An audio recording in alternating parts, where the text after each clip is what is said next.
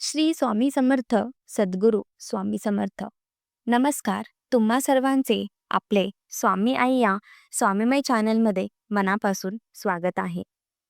स्वामींच्या कृपेने नेहमीच तुमच्या आयुष्यात सुख, समाधान आणि आनंद असावा, इतकीच मी आपल्या स्वामींच्या चरणी प्रार्थना करते. आणि आजच्या नवीन आणि सुंदर व्हिडिओला पुन्हा एकदा नव्याने सुरुवात करते. तुमच्या गरीब राहण्याची 25 मुख्य कारण. नमस्कार मित्रांनो, ही 25 काम बनतात गरिबीची कारण.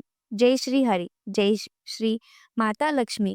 तुमच्या घरात बरकत येत नाही, पैसा टिकत नाही असे समजून घ्या की कोणता तरी अदृश्य शक्ती तुमच्या समृद्धी रोखत आहे.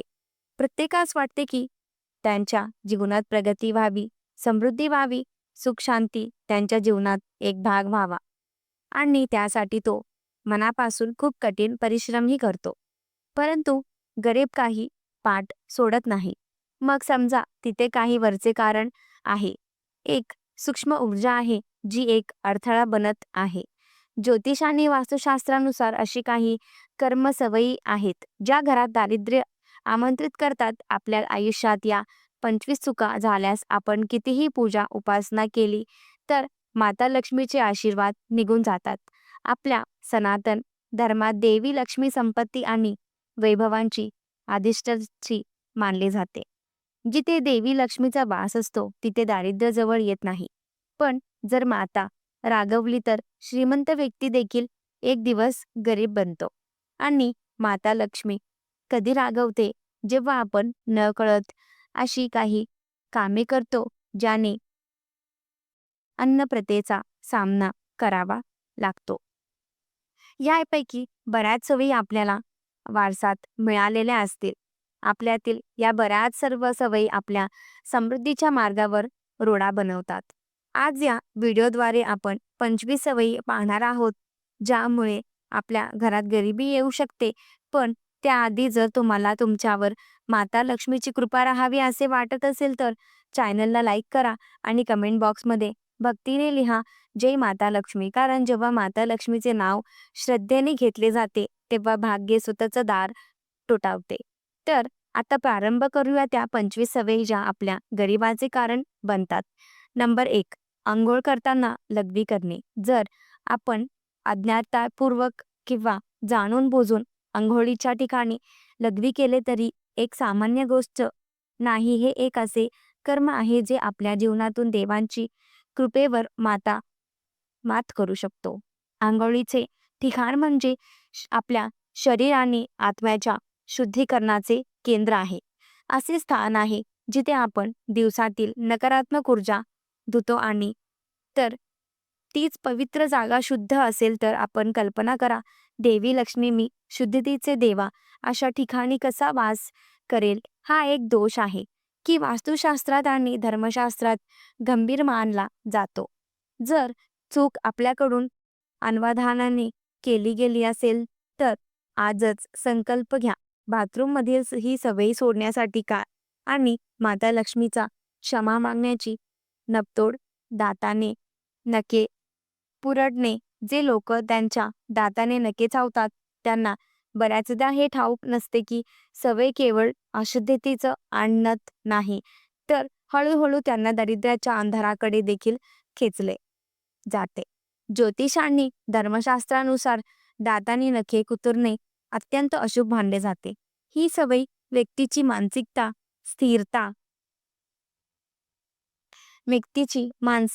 स्थिरता आणि आत्मनियंत्रण कमवत असते. आणि जिथे कोणतीही नियंत्रण नाही तिथे माता लक्ष्मी कशी वास करेल. अशा कर्मामुळे हळूहळू पैसा, वित्तीय अस्थिरता आणि व्यवसाय किंवा नोकरीच्या अडथळ्यामुळे नुकसान. एक छोटीशी सवय जीवनातील मोठी बरकत थांबवते. नेल कटर यासारख्या योग्य इन्स्ट्रुमेंट नखे नेहमी कापली पाहिजे. आणि त्यासाठी वार देखील खूप महत्त्वाचे आहे. शुक्रवार जो माता लक्ष्मीचा आवडता दिवस आहे तो दिवस सर्वात शुभ आणि फलदायी मानले जातो. तर तुम्हाला तुमच्या आयुष्यात लक्ष्मीचा वास हवा असेल तर तुमच्या सवयीमध्ये शुद्धता आणा. कारण जिथे शुद्धता आहे तिथे समृद्धीचे कायमचे निवासस्थळ नसते. नंबर 3, तुटलेले चप्पल घरात ठेवणे. असे मानले जाते की जर तुमच्या घरात कोणती तुटलेली चप्पल असेल तर घरात दारिद्र्यही येते. म्हणून आपण घरात तुटलेले चप्पल ठेवू नये. जर असेल तर त्या घराबाहेर फेकून द्यावे. असे न केल्यास असे मानले जाते की माता लक्ष्मी रागवते आणि आपल्या घरात दारिद्र्य येते. नंबर 4, स्मशानात जोरात हसणे. जर एखादी व्यक्ती स्मशानात मोठ्याने हसली तर ती 100 पापांच्या समान असते. असे मानले जाते की स्मशानात असण्यामुळे त्या मृत व्यक्तीच्या कुटुंबाचा देखील अपमान होतो.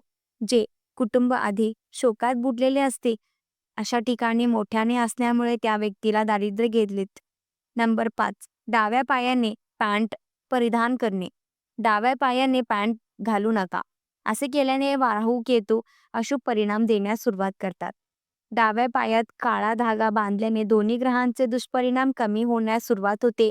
डाव्या पायाने पॅन्ट परिधान केल्यामुळे घरात दारिद्र्य येण्याची शक्यता असते.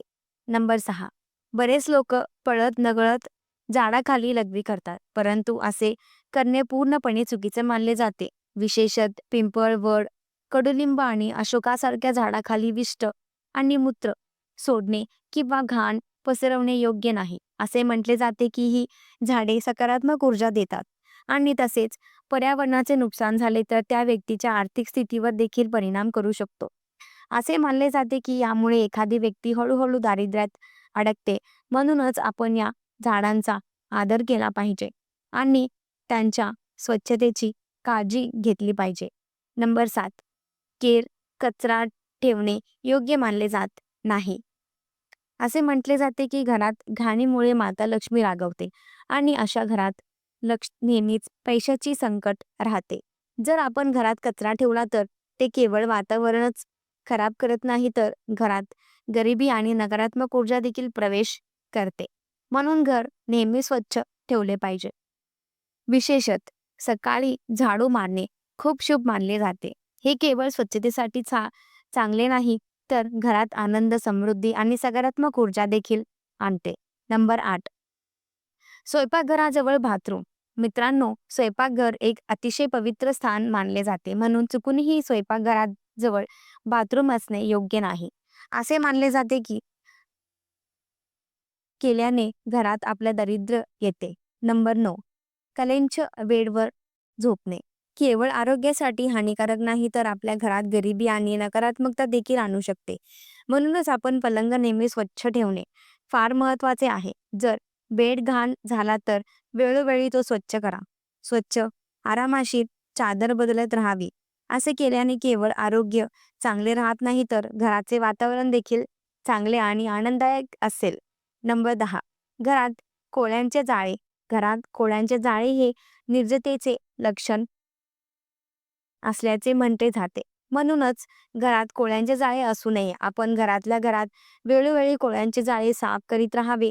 जर आपल्या घरात दारिद्र्य किंवा पैशाची अभाव असेल तर त्यांचे कारण मधून पाणी टपकण्यामुळे देखील होऊ शकते. असे म्हटले जाते की ज्या घरात नळातून पाणी टपकते त्या घरात पैसा टिकत नाही. आपल्या घरात नळातून पाणी टपकते असेल तर त्वरित निराकरण करा. नेहमी नळ योग्यरित्या बंद करा आणि अर्धवट किंवा सैल सोडण्याची चूक करू नका. छोट्या छोट्या गोष्टींची काळजी घेऊन केवळ पाण्याचा अपव्यय थांबवत नाही तर सकारात्मकता आणि बरकत देखील आपल्या घरात राहिलं. वासाने आणि रागाने भरलेले असणे.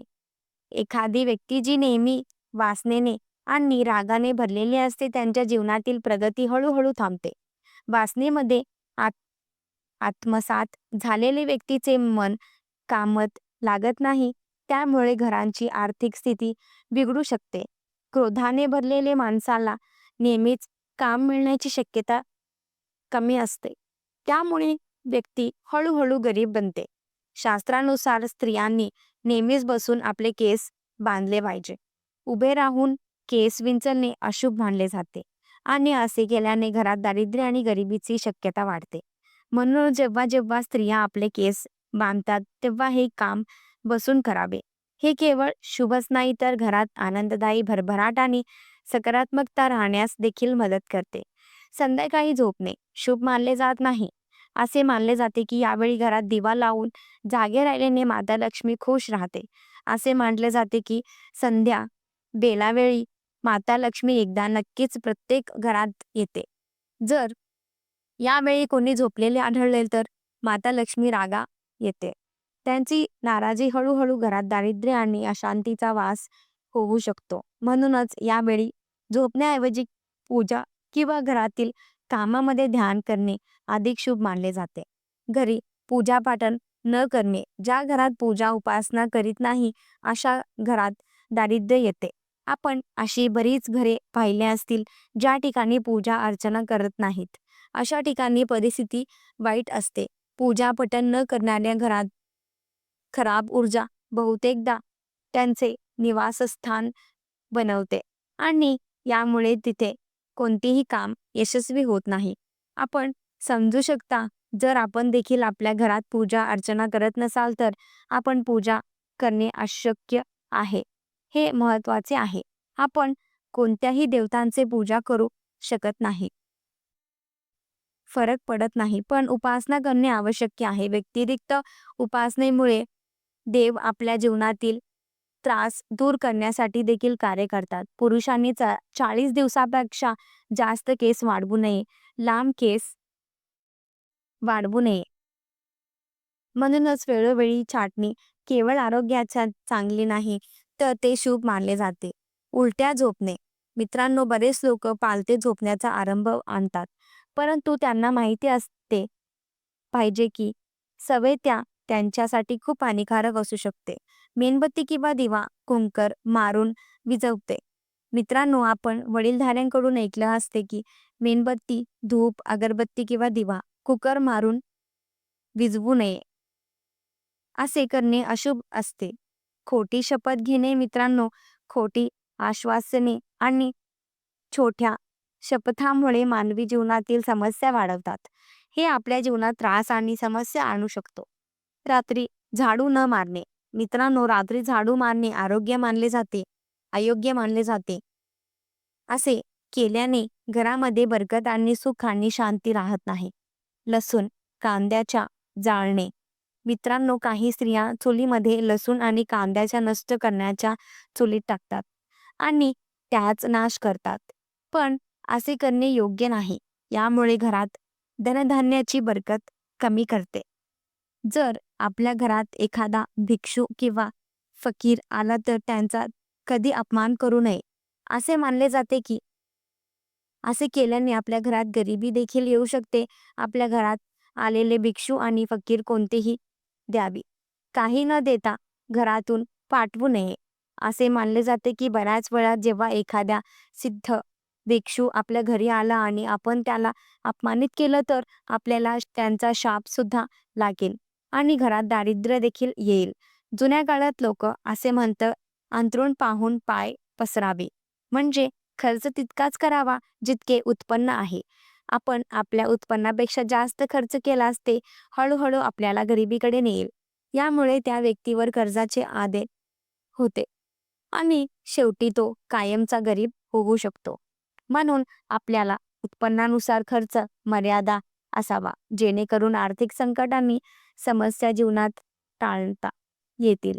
एक चांगला माणूस कधी त्यांच्या पित्यांचा अपमान करत नाही. म्हणून जर आपण आपल्या पालकांचा अपमान केला तर त्यामुळे आपला घरात देखील गरिबी येऊ शकते.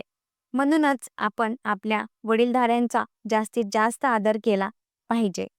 आज आम्ही आपल्याबरोबर जे काही ज्ञान सामायिक केले आहे ते सार्वजनिक कल्याण, जागरूकता आणि विश्वास लक्षात घेऊन सादर केले गेले आहे. हे सर्व उपाय वास्तुशास्त्र आणि धार्मिक श्रद्धा यावर आधारित आहे आणि त्यांचे फळ आपल्या श्रद्धा, नशीब आणि विश्वासावर अवलंबून आहे. आम्ही कोणत्याही दाव्यासह असे मानत नाही की तो एक चमत्कार करेल, परंतु होय, जेव्हा मनात खरा विश्वास असेल तर तेव्हा विश्व देखील मार्ग बनवतो. तर मित्रांनो, आज तुम्हाला हा आध्यात्मिक प्रवास कसा वाटला कमेंटमध्ये नक्की लिहा. आपले विचार आमच्यासाठी मौल्यवान आहेत. आपला हा व्हिडिओ आवडला असल्यास चॅनल लाईक करून आणि सबस्क्राईब करा. असेच नवीन व्हिडिओ पाहण्यासाठी आपल्या चॅनलला सबस्क्राईब करा. पुन्हा भेटूया अशाच नवीन माहितीसह पुन्हा एकदा नवीन व्हिडिओमध्ये. धन्यवाद.